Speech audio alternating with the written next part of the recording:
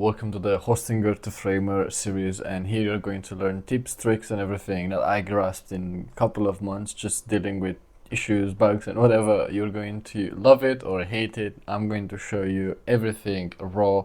So enjoy, follow, like, subscribe, and start the show. Okay, so now I'm just going to press an update website. So this is what's going to happen. And then I can have a link. This time I've got a network error, but that's for something else. Should be all fine. It leads me directly to the website, and here is where I can look at the interactions that I've built within CMS. This is normal without CMS.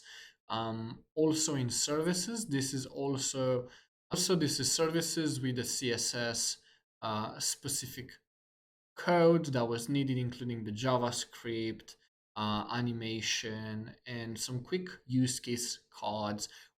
This will be upgraded and updated. And what I really like is just the speed at which you can build things in Hostinger. But of course, there are certain limitations. And for my next project, I'm going to move to Wix Studio. And I think I've realized I look a bit I think I realized I look a bit better from this angle. Thank you for watching. Let me know down in the comments what you want to see next, and especially down the line of the progress. And I don't know what else to say. See you in the third video.